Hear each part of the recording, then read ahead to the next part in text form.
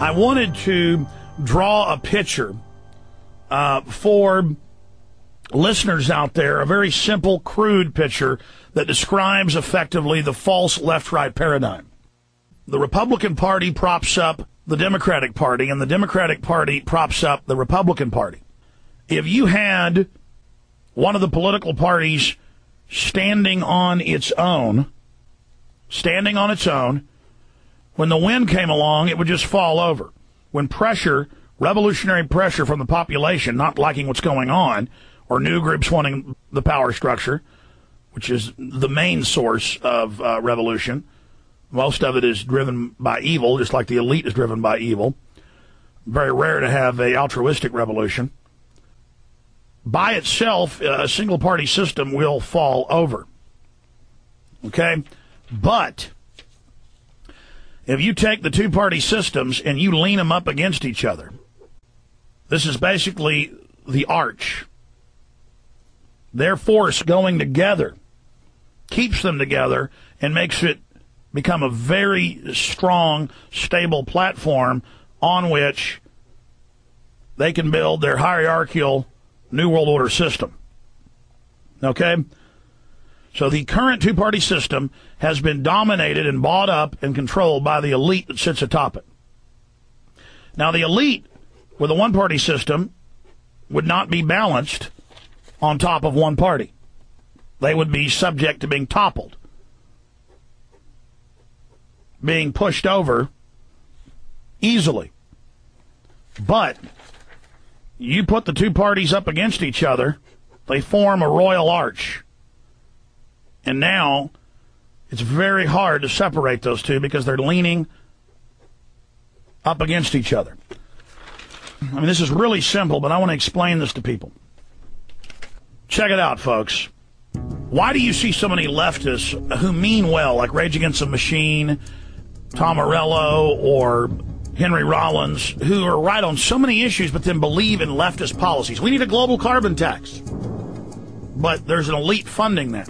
No, the elite, the big corporations are against it because the media advertises that big corporations and oil companies are against it. Henry Rollins doesn't know, doesn't have the documents.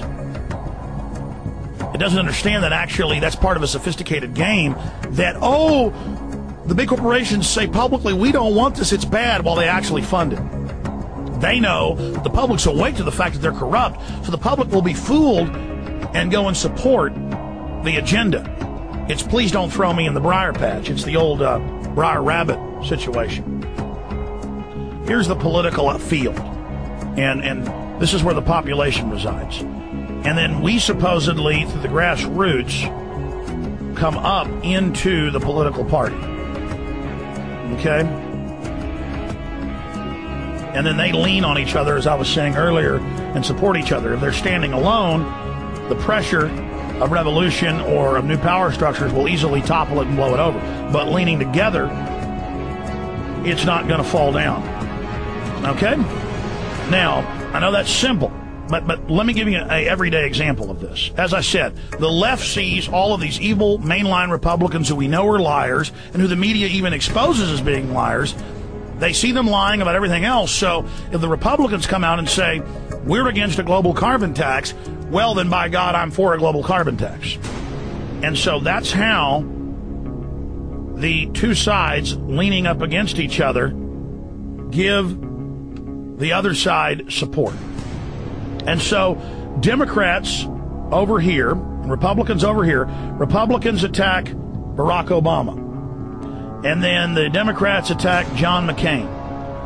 And then the population who's down here is trained to see John McCain as representing them personally, as being their daddy, of where their personal power comes from, of their camp, their brand name, their brand of soda, their brand of automobile, Ford or Chevy. And so this is a controlled paradigm. And so we have Republicans attacking Democrats, and that's the force against them. And you have Democrats attacking Republicans, and that's the force against them. And really, it's one unit supporting themselves and containing revolution, so that the people who were down here never learned that there is a world outside of this control paradigm. We are locked within the left-right paradigm, and then it becomes this huge pageant, this huge distraction where we analyze every facet of the two political parties, never realizing they themselves are simply a front or puppets for a larger power structure. Now, this is incredibly simple, but that's how this works. And then the two parties can limit the issues that are debated to this control paradigm. They can limit the scope of differences, which, if you look at it, there's almost no difference between the two, instead of getting the people to look outside the box at the wider world.